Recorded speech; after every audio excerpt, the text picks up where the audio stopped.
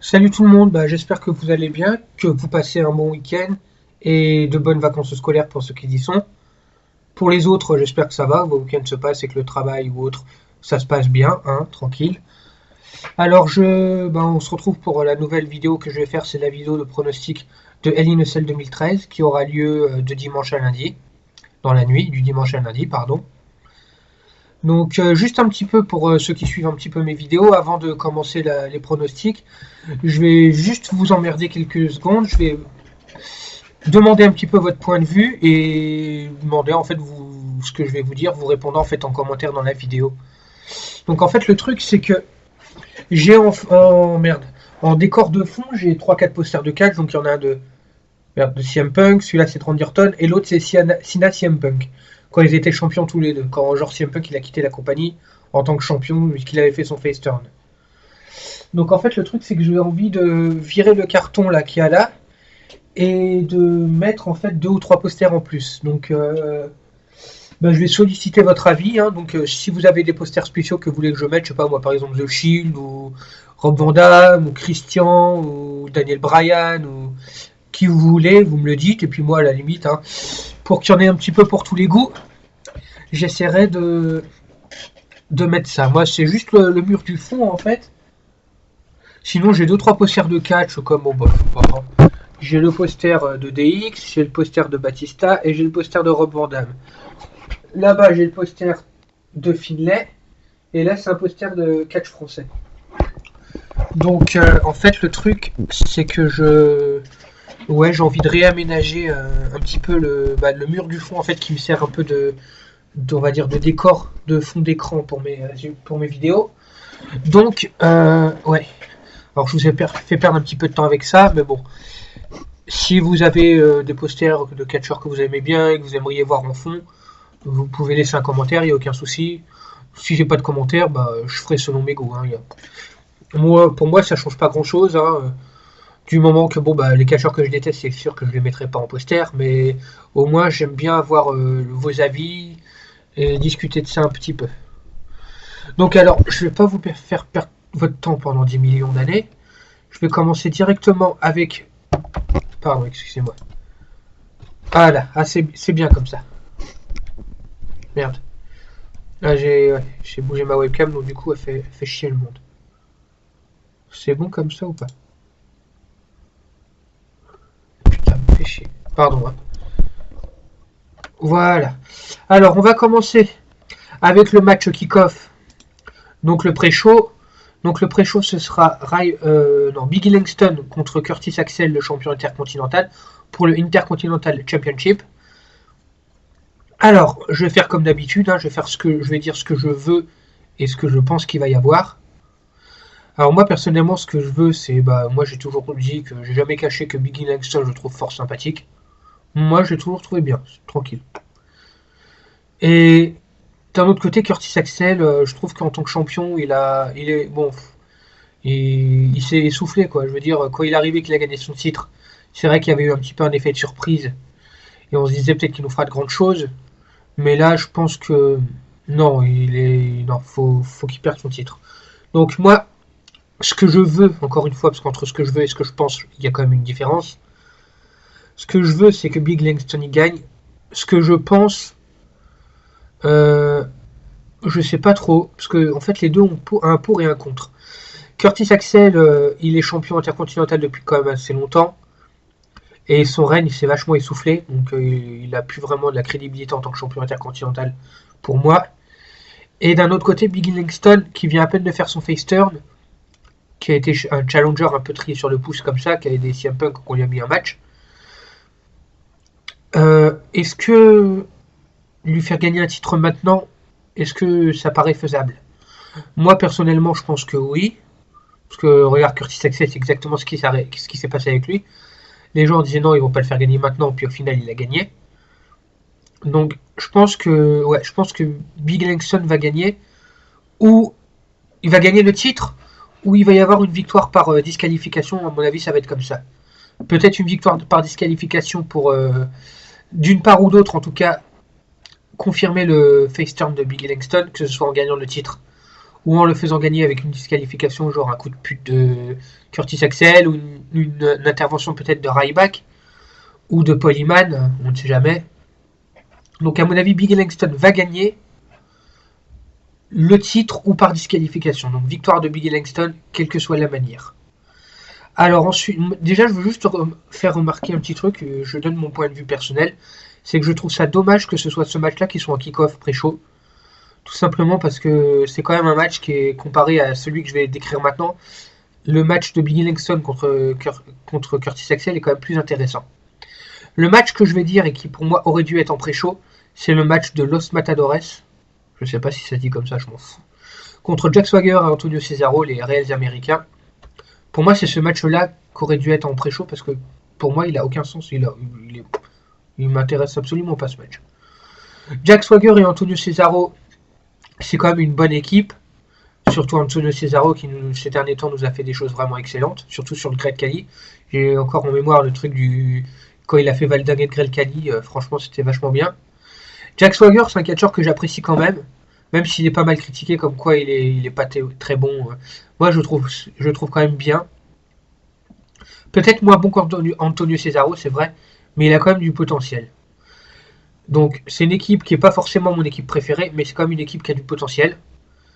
Et d'un autre côté, on a Los Matadores, qui pour moi, je vais peut-être être cru, mais pour moi cette équipe c'est de la merde. Je veux pas être.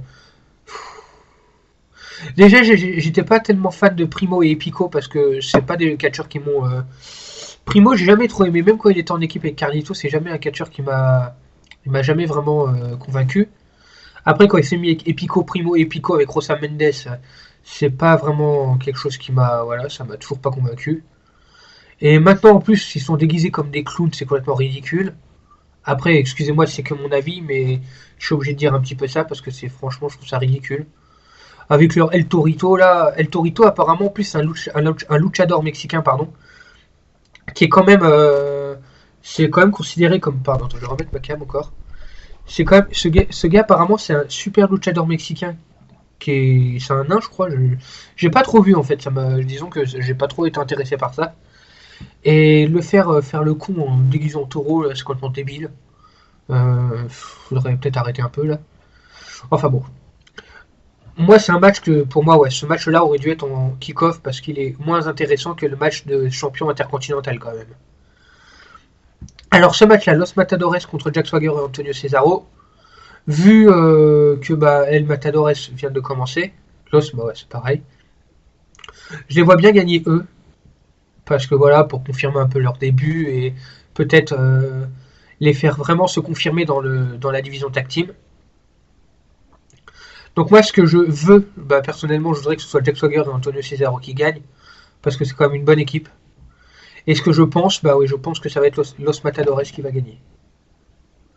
Donc alors ensuite, on enchaîne avec le match qui est quand même bien attendu, c'est le match Ryback et Paul Heyman contre CM Punk. Je vais juste faire un petit clin d'œil. C'est un petit peu le remake inversé de l'année dernière. En fait, l'année dernière à Hell in a Cell, on avait eu Ryback contre CM Punk et Paul Heyman en manager, mais c'était quand même pour dire qu'en fait, en un an d'écart, tout s'est inversé. L'année dernière, CM Punk il était accompagné de Paul Heyman. Cette année, c'est le contraire. Et le heel est devenu face et le face est devenu heel. Donc en gros, voilà, ça c'est vraiment totalement inversé. C'est juste le petit clin d'œil que je voulais faire. Alors, moi personnellement, depuis le temps que cette storyline, cette rivalité entre les deux, les trois, les quatre avec Curtis Axel et CM Punk, ils sont quatre au moins dans cette rivalité. Là, je pense que c'est bon, faut arrêter, c'est bon. On en a eu, on en a eu, on en a eu à bouffer du CM Punk contre Paul Heyman en rivalité. Faut que, à mon avis, elle s'arrête maintenant. Donc, avec une victoire de CM Punk sur Ryback et Paul Heyman. Donc, je pense que c'est CM Punk qui va réussir à battre CM Punk, pardon. Je parle très très bien français encore. Ouais.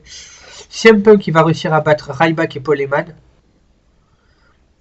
Parce que voilà, cette rivalité a duré depuis longtemps. Personnellement, j'aurais pas craché sur une dernière. Peut-être si la rivalité continue, j'aurais pas craché peut-être sur un dernier match en Survivor Series avec genre une team CM Punk et une team Paul Heyman. Ça aurait pu être sympa à voir. Mais je pense que la rivalité est trop longue maintenant et il faudrait qu'elle s'unisse quand même. Donc victoire de CM Punk sur Ryback et Paul Heyman. Je pense que Paul Heyman va en prendre encore plein son grade. Va encore en prendre pour son grade. Après, bah, il se démerde. Hein. Donc alors ensuite, le match Brie Bella contre AJ Lee pour le Diva Championship. Je suis quand même vachement Non, en fait, non. Moi, j'ai un petit pressentiment pour savoir c'est qui va gagner. Alors, encore une fois, ce que je veux, moi, personnellement, je préférerais qu'AJ Lee garde son titre. Parce que, encore une fois, les gens critiquent AJ Lee comme quoi elle n'est pas crédible en portant ses prises, son Black Widow, etc.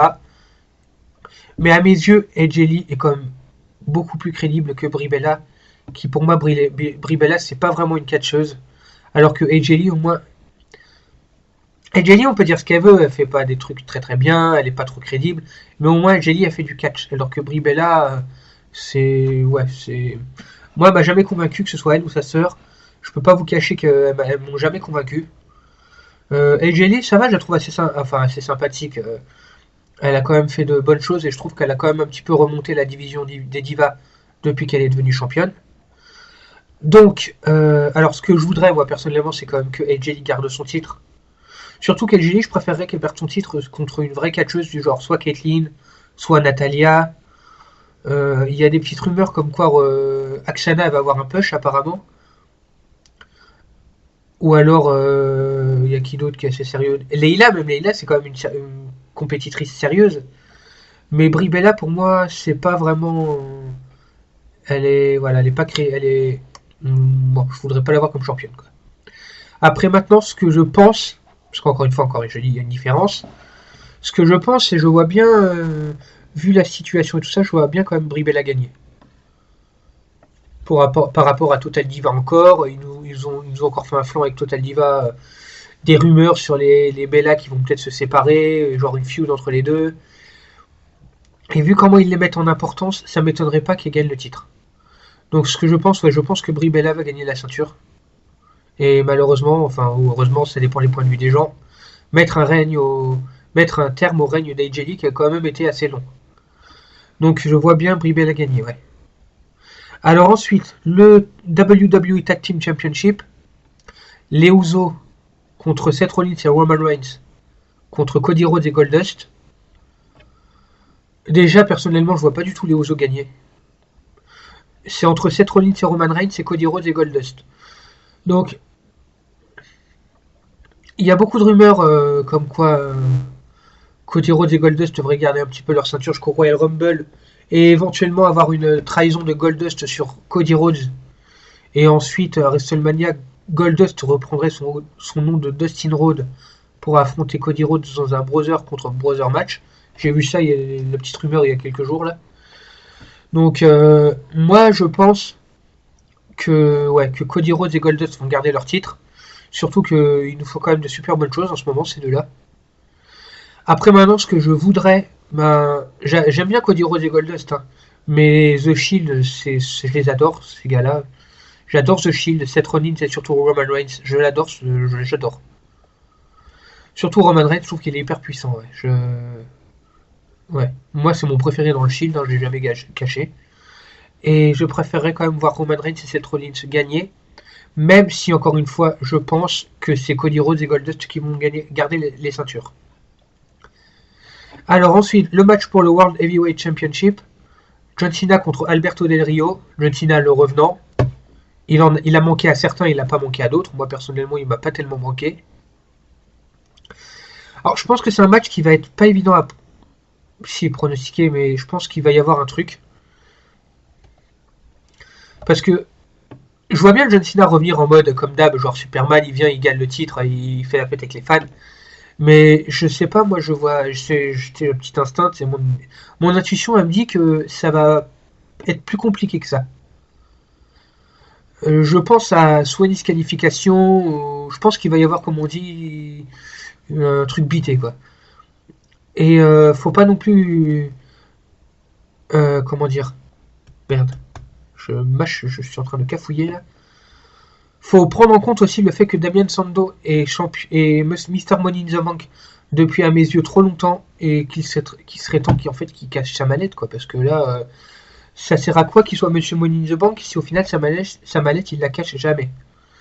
Donc je pense que je sais pas trop. Je suis hyper indécis sur ce match-là.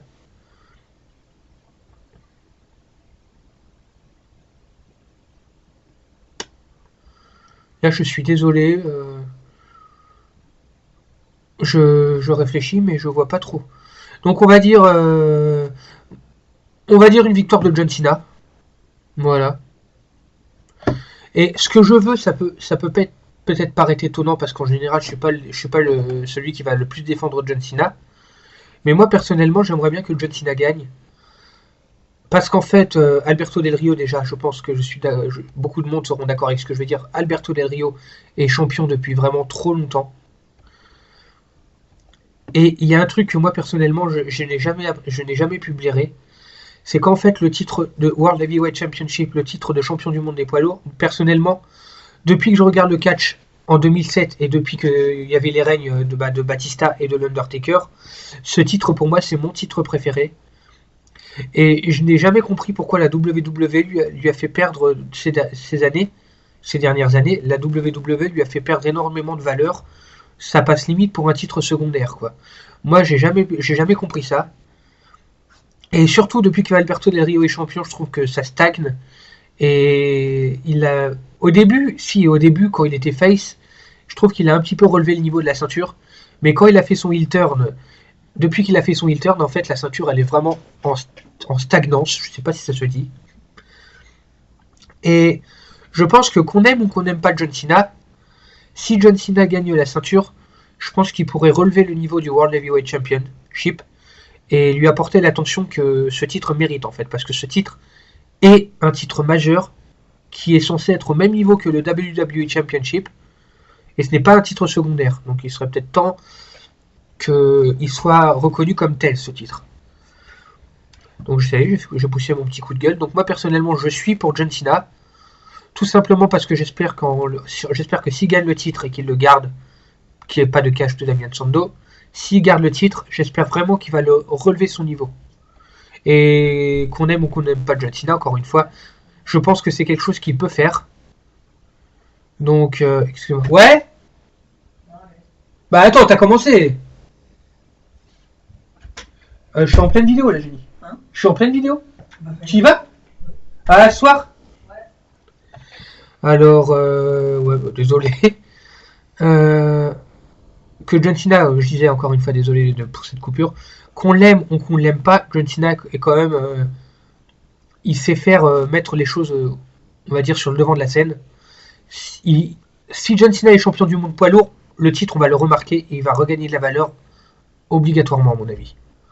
Donc, je veux une victoire de John Cena personnellement et je pense une victoire de John Cena. Parce que c'est vrai qu'il n'a pas eu son. J'avais vu un gars qui a exprimé son point de vue que j'ai trouvé ça vachement sympathique. C'est qu'il n'a pas eu son rematch en fait, comme il était blessé, il n'a pas eu son rematch pour le WWE Championship quand il l'a perdu contre Daniel Bryan.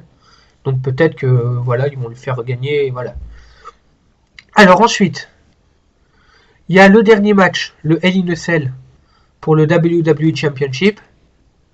Par contre, excusez-moi, j'ai oublié de préciser, mais le match entre CM Punk et Ryback, ce sera aussi un Hell in a Cell. Donc je reviens, le Hell in a Cell for the WWE Championship. C'est Daniel Bryan contre Randy Orton avec comme special guest referee, je dis bien encore, cool, Shawn Michaels. Donc avant de commencer les pronostics de ce match-là, je vais encore dire ce que je dis à chaque vidéo. S'il y a quelque chose sur laquelle je dis vous n'êtes pas d'accord avec moi, c'est-à-dire que si j'ai dit une connerie, j'ai cafouillé sur un point, ou si votre avis n'est absolument pas le mien, il y a aucun souci. Vous venez me voir en commentaire, vous me dire voilà, vous me dites voilà, t'as dit une connerie, ou alors je n'apprécie pas ton point de vue parce que moi je pense que c'est comme ça, je préfère ce catcheur-là, voilà. Du moment qu'il n'y a pas d'insultes et qu'on reste poli et courtois, moi je répondrai à tous les commentaires. Si j'ai le temps, mais en général oui, je réponds à tous les commentaires. Mais il faut que ça reste dans la limite de la politesse et de la courtoisie, hein, parce que moi si ça part en insulte, moi aussi je pars en insulte. Hein. Voilà, non mais c'est clair, parce que souvent je vois des vidéos et les gens ils partent en insulte pour rien, genre c'est de la merde, tu dis des conneries, ouais c'est de la merde ce que t'as dit, non. C'est absolument pas constructif de dire ce genre de truc. Je pense que, encore une fois, je vais soutenir le côté communautaire de YouTube. C'est fait pour communiquer. C'est pas fait pour s'envoyer chier, s'insulter comme je ne sais pas quoi. Donc voilà, c'est tout.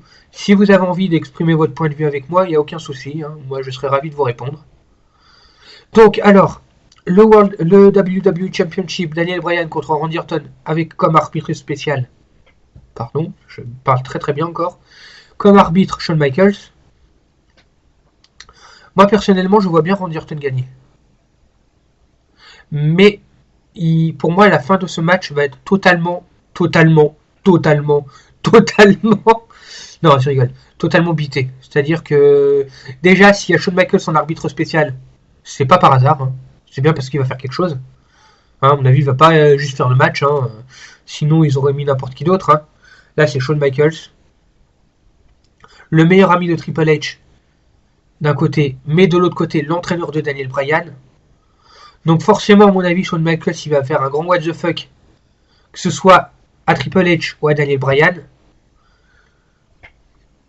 en trahissant Triple H en faisant gagner Daniel Bryan ou en trahissant Daniel Bryan en faisant gagner Randy Orton. Shawn Michaels aura un rôle à jouer là-dedans, c'est obligé. Donc moi personnellement, je vois bien Randy Orton gagner, parce que avec cette storyline de la nouvelle corporation, excusez-moi, je gigote un peu, c'est juste que je sais pas trop comment me placer avec ma webcam. C'est moins pratiqué que mon appareil que je fais. Mais bon. Alors, au niveau de la storyline de la nouvelle corporation avec Triple H, Stephanie McMahon, Vince et tout ça, je pense que cette story elle était faite pour que Randy Orton gagne le titre. Pour pouvoir continuer la rivalité avec Daniel Bryan, peut-être jusqu'au Survivor Series, où on a beaucoup parlé apparemment sur les rumeurs et tout ça, ça parle beaucoup jusqu'au Royal Rumble. Donc je sais pas si ça va être vrai, ou parce que tout ça c'est un petit peu à prendre avec des pincettes.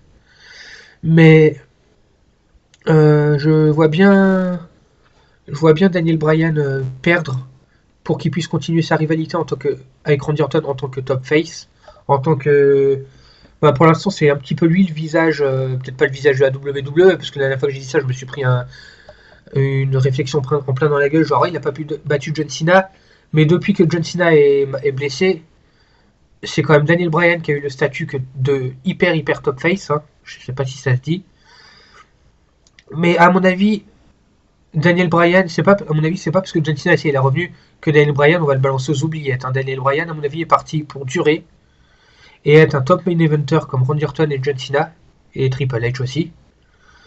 Voilà. Donc, si Daniel Bryan perd et qu'il continue sa rivalité avec Randy Orton, il ne perdra pas en crédibilité parce qu'il restera quand même le top face, le héros des fans et tout ça. Alors que si Randy Orton il perd le match et il perd la ceinture, sauf si c'est encore bité, la storyline au final ça tournera vraiment pas rond, parce qu'au final le but de cette story c'est de faire devenir champion Randy Orton au final, et s'il ne devient jamais champion au final, son heel turn et son association avec Triple H a servi à quoi? C'est la question. Donc ouais, je vois bien Daniel Bryan gagner pardon, je reprends. Je vois bien Randy Orton gagner. Shawn Michaels aura son mot à dire dedans, dans la victoire, il va faire quelque chose. Peut-être une intervention du Big Show, puisqu'il y a des rumeurs qui disent comme quoi le Big Show aurait peut-être son mot à dire là-dedans. Moi, ce que je voudrais personnellement, c'est pour continuer un petit peu, accentuer la storyline Corporation avec Triple H, tout ça, je préférerais que Randy Orton gagne le titre. Même si j'adore Daniel Bryan, hein, j'adore Daniel Bryan, il mérite d'être champion. Mais moi personnellement, depuis qu'il y a la story avec la Corporation, je trouve ça très bien. Parce qu'on se faisait un petit peu chier depuis quelques temps à WWE. Et cette story a vraiment remis l'ambiance. Et je voudrais pas qu'elle s'arrête maintenant. Elle peut vraiment aller très loin, surtout à WrestleMania et tout ça, il peut y avoir de grandes choses. Et s'ils font gagner Daniel Bryan et qu'ils font au final échouer Triple H et tout ça, je trouve que la storyline va en prendre un coup dans la gueule. Donc moi personnellement, Daniel Bryan pour moi mérite plus le titre que Randy Orton, mais je préférerais que Randy Orton y gagne uniquement pour l'histoire de la storyline et de la feud en fait. Donc bah voilà. Donc Hell in a Cell, je pense que ça va être un très bon pay-per-view. Je l'attends avec impatience franchement.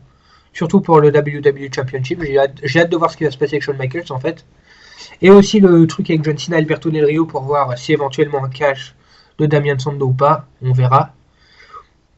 Encore une fois, si vous avez envie de parler avec moi de la vidéo que vous venez de voir, si vous avez des points de vue qui divergent des miens, ou au contraire, si vous êtes d'accord avec moi et que vous avez envie de me le faire remarquer, il n'y a absolument aucun souci. Hein. Donc je vais arrêter cette vidéo là-dessus, je vais pas commencer à raconter de la merde pendant 10 000 ans. Surtout n'oubliez pas, hein, si vous avez envie d'avoir un poster spécial pour mon fond de... On va dire mon fond de studio, je sais pas comment on peut dire ça. Il n'y a aucun souci, vous pouvez me laisser un commentaire du genre est-ce que tu peux me mettre un petit poster de celui-là ou de celle-là. Ok, il n'y a pas de souci. Hein. Alors, je vais finir ma vidéo comme d'habitude avec mes petites dédicaces habituelles. J'ai 2-3 dédicaces que j'ai vu avec des potes sur Facebook que j'avais dit que je leur ferais une dédicace, donc je vais leur faire un gros big up. Hein. Alors France, Mizani Ouellet, je te fais un gros big up, hein, wesh. Dédicace et big up aussi à Alexis NZK, hein. Tous les deux je vous fais une bise. Hein. Tiens, voilà. Non, sérieux. Je vous fais un gros big up. J'apprécie beaucoup parler avec vous sur Facebook. Vous êtes des gens très très sympas. Bah voilà, donc big up. Hein. Alors ensuite, ouais, j'ai une petite fiche avec tous les big up en fait. Big up à Daniel Pires Lobo comme d'hab. Hein. Big up aussi à Kenzo Lamonto. Je sais pas si tu vas voir cette vidéo. Je pense que je vais quand même la partager sur ton mur. Je t'ai laissé un message sur ton mur hier parce qu'en fait je fais aussi des vidéos analyse de pay-per-view WWE. Et à la fin de ces vidéos, je dis surtout si vous voulez que vous analysez un pay-per-view, laissez-moi un message. Et toi, tu m'as laissé un message en fait, analyse-moi Survivor Series 2010. Et j'avoue que ça fait un moment et que je te l'ai toujours pas fait. Donc je me répète parce qu'au final, je t'ai laissé un message. Je pense que si tu l'as lu, t'as compris. Je t'ai en aucun cas oublié. Hein, faut surtout pas t'inquiéter. Hein. Je vais te faire ta vidéo dès que je le pourrai, mais en fait, c'est que j'ai pas eu l'occasion de me procurer ce DVD en fait, parce que je fais mes analyses, pardon, à partir de DVD. Je les fais pas sur internet, sur YouTube. Je préfère avoir le DVD entier pour faire l'analyse comme ça correcte. Alors voilà, donc il n'y a aucun souci. Je te fais un big up à toi aussi, Kenzo. Big up à Julien Rich, hein, comme d'hab. Big up à Busted Open WWE Fan. Hein, j'adore les vidéos que tu fais aussi sur YouTube. Big up à Parodix, hein, lui aussi, à chaque fois dès que je fais une vidéo, je fais un big up parce que j'adore tout simplement ce qu'il fait. Et voilà, donc encore une fois, je vous souhaite un bon week-end, un bon pay-per-view demain et de bonnes vacances et tout ça. N'oubliez pas encore une fois le truc du poster, là, si ça vous intéresse, hein, sinon, tant pis, hein, j'ai envie de dire. Voilà. Hein. Big up aussi à tous ceux qui ont regardé cette vidéo. Je vous kiffe tous. Hein. Et bonne journée, puis à plus. Ciao.